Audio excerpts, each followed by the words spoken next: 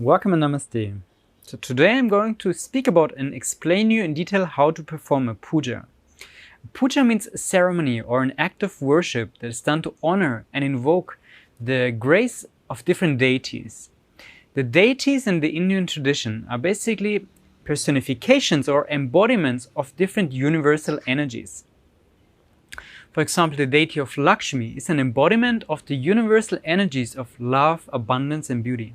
Often such pujas are described as remedies to transform and clean old karma and therefore to realign our life path in the palm leaf readings. And now I'm going to speak about and show you how you can actually perform such a puja even if you've never done it before and even if you have no idea about yoga or the Indian tradition in general. First of all, I really want to encourage you to perform these remedies. And you will see that doing so will really have a tangible effect on your life.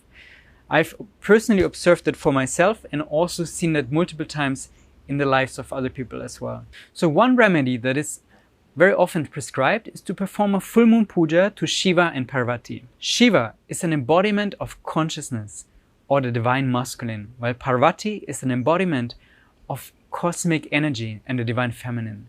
And those two are basically the basic ingredients of creation, pure consciousness and energy. And the Indian tradition has personified them in a very beautiful way. And you're free to create such a puja, such a ceremony in any way that suits you. Now I'm just going to show you an example of how it can be done.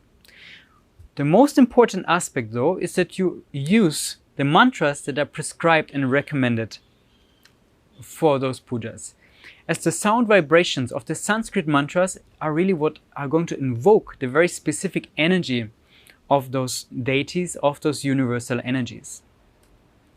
So I've already prepared in the background such a puja, and I'm using a picture of Shiva and Parvati, of consciousness and energy. And their mantras are Om Namah Shivaya for Shiva and Om Shaktiye Parashaktiye Namaha for Parvati.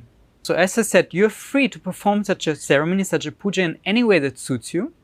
I really like to place a picture of the deities on a little altar or any place that I choose to perform the ceremony. It's also very nice to light a candle, maybe an incense, just to make sure you're in an undisturbed space and you can fully focus on that ritual. So the energy of performing a Shiva and Parvati puja usually has a very powerful effect on our spiritual life. It encourages us to do more spiritual practice. It gives us spiritual aspiration. But it also balances and harmonizes our relational field, both on the outside and also in the inside, as it balances and harmonizes our own inner masculine and feminine, consciousness and energy. In a moment, when I'm going to start the performance of the puja, I'm going to start with different opening prayers that are invoking the grace of the rishis that wrote the palm leaves for us. So I'm stating consciously, I'm performing this Shiva and Parvati puja as a remedy. And I give thanks to the rishis who prescribed this remedy for me, and I pray for the cleaning and transformation of old karma and for the strengthening of my spiritual aspiration. Then I'm going to perform the puja with the chanting of the mantras to Shiva and Parvati.